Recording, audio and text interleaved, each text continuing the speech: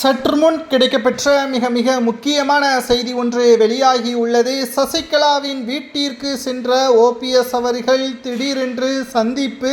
அதிமுகவில் அடுத்த கட்ட நடவடிக்கைகள் பற்றி பேசுவதற்கு ஓபிஎஸ் அவர்கள் ஏற்பாடுகளை செய்துள்ளார். 2026 சட்டசபை தேர்தலில் அனைத்திந்திய அண்ணா திராவிட முன்னேற்ற கழகத்தின் தலைமையில் ஓபிஎஸும் சசிகலாவும் இணைய வேண்டும், கூட்டணியில் டிடிவி தினகரனை போல கூட்டணி அமைக்க வேண்டும் என்ற முயற்சியில் தற்பொழுது பாஜக மேற்கொண்டு வருகிறது. ஆனால் ஓபிஎஸ் அவர்களும் சசிகலா அவர்களும் நினைப்பது என்ன என்று பார்க்கும் பொழுது, ஒருபோதும் அதிமுகவில் சசிகலா அவர்கள் எடப்பாடி பழனிசாமியை முதல்வராக ஏற்க மாட்டேன் என்று சமீபத்தில் பேசி வந்தார். டிடிவி தினகரனும் அதைத்தான் கூறினார். எடப்பாடி பழனிசாமியை எதிர்த்து தான் அமமுகவை உருவாக்கினேன் என்பதையும் தெரிவித்தார். ஆனால் இப்பொழுது டிடிவி தினகரன் அவர்கள் அதிமுகவில் கூட்டணியை வைத்துவிட்டார்.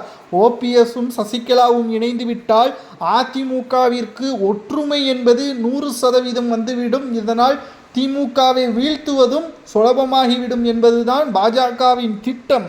ஆனால் ஓபிஎஸ் அவர்கள் இதை பற்றி ஆலோசனை நடத்துவதற்குத்தான் சசிகலா அவர்களது வீட்டிற்கு சென்றுள்ளார். இதுவரைக்கும் சசிகலா அவர்கள் மௌனமாகத்தான் இருக்கிறார்.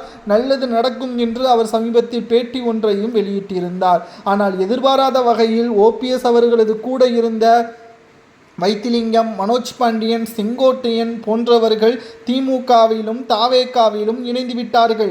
ஓபிஎஸ் அவர்கள் தற்பொழுது பெரும் படையுடன் இருந்தார் என்று கூறினார்கள். இப்பொழுது சசிகலா அவர்களை சந்தித்து அடுத்த கட்ட நகர்வு என்ன என்பதை பேச்சுவார்த்தை நடத்தி மூலம் அதிமுகவில் இணைவதை பற்றியான உறுதியான தகவல்கள் வெளியாகும் என்று கூறப்படுகிறது. உண்மையான ஒவ்வொரு அதிமுகவின் தொண்டனும் நினைப்பது என்ன என்று பார்க்கும் பொழுது, ஓபிஎஸ் அவர்கள் மனதை மாற்றிவிட்டார். எடப்பாடி பழனிசாமி அவர்கள் மட்டும்தான் மனதை மாற்றி இருவரையும் கட்சியில் இணைக்க வேண்டும்.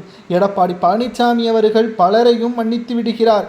ஓபிஎஸ் அவர்கள் என்ன தவறு செய்தாலும் சரி, எடப்பாடி என்ன தவறு செய்தாலும் சரி, அதிமுக வெற்றியடைவதற்கு அனைவரும் சமரசமாக செய்து கட்சியை வலுப்படுத்துவதற்கான ஏற்பாடுகளை செய்தாலே போதுமானது, வெற்றி வந்துவிடும் என்று ஓபிஎஸ் பலரும் கூறி வருவதை போல எடப்பாடி பழனிசாமி அவர்களுக்கும் தொண்டர்கள் பலரும் கூறி வருகிறார்கள்.